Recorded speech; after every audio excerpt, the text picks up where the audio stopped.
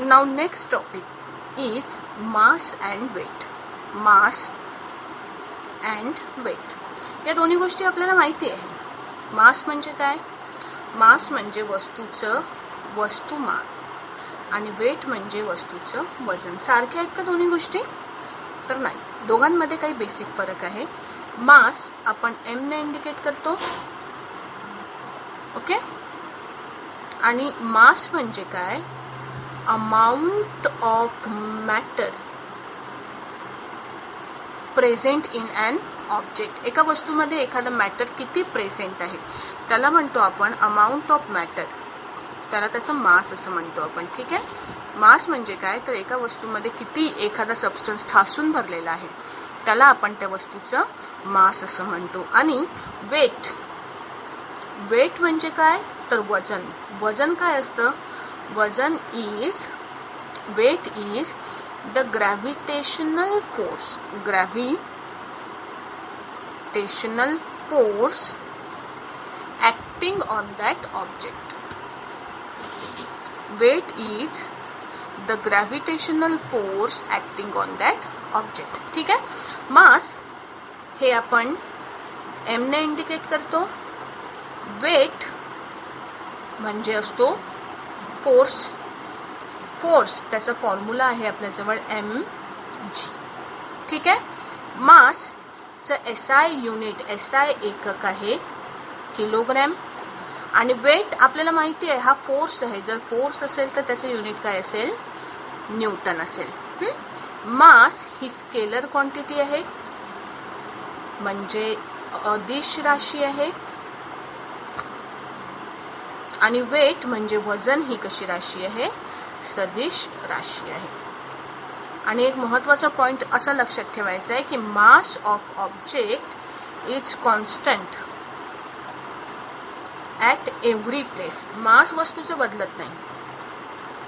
कुठेही मोजा ते कसं मिळतं? सेम मिळतं, सारखं मिळतं. Weight changes with place.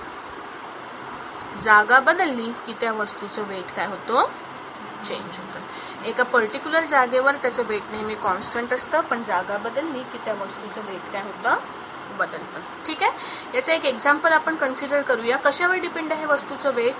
वस्तूचं वेट डिपेंड असतं, आपल्याला माहिती आहे वेटचा फॉर्म्युला काय आहे? वेट म्हणजे W म्हणजे mg. मास कॉन्स्टंट आहे. जी ॲक्सेलरेशन ड्यू टू ग्रॅव्हिटीची व्हॅल्यू काय आहे? चेंज होते. जीची व्हॅल्यू कशी आहे? जी व्हेरिएबल आहे ना. व्हेरिएबल म्हणजे काय? It changes with place. जागा बदलली की बदलते. It changes with place. जागा बदलली की जी बदलतो. आणि जी बदलला की वस्तूचं वेट काय होतं? बदलतं. फॉर एक्झाम्पल मी एक वस्तू घेतली, तिचं वजन मी अर्थवर काढलं आणि मूनवर काढलं, तर सेम असेल का? तर नसेल. का? कारण जी अर्थवर जर 9.8 मीटर पर सेकंड स्क्वेअर असेल तर जी मूनवर किती असतो? मूनवर जी असतो अर्थच्या 1/6 टाइम्स. म्हणजे अर्थच्या सरफेसवर जितका जी आहे त्याला जर मी 6 ने डिवाइड केलं तर मला मूनवरचा जी मिळतो, ठीक आहे. मूनवरचं ॲक्सेलरेशन ड्यू टू ग्रॅव्हिटी. म्हणजे मी असं म्हणू शकते मास ऑफ ऑब्जेक्ट ऑन अर्थ and mass of object on moon same आहे का? सेम आहे का? दोघांचं मास सेम असतं का? तर हो, कारण ते मास आहे. मास कुठेही मोजलं तरी तुम्हाला कसं मिळतं? सेमच मिळतं. पण जर तुम्हाला म्हटलं की वेट ऑफ ऑब्जेक्ट ऑन अर्थ म्हणजे पृथ्वीवर वस्तूचं वजन आणि चंद्रावर वस्तूचं वजन, वेट सेम आहे का? तर नाही. ते कसं असेल? हे सेम नसतं, ठीक आहे. Weight of object on earth is not equal to weight of object on moon. मग weight of object on moon काढायचं असेल तर मला काय करावं लागेल? Weight of object on moon असेल तर तुम्हाला काय करावं लागेल? अर्थवर जितकं वेट आहे त्याला 6 ने डिवाइड करावं लागेल.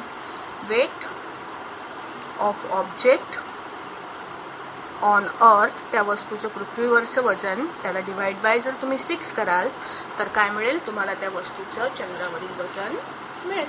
ठीक आहे. आता फॉर एक्झाम्पल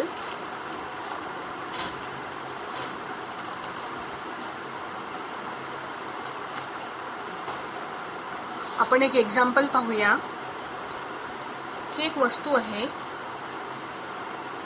जिचं मास आहे, सपोज मास आहे तिचं 20 kilogram. Find its weight on surface of earth and on surface of moon.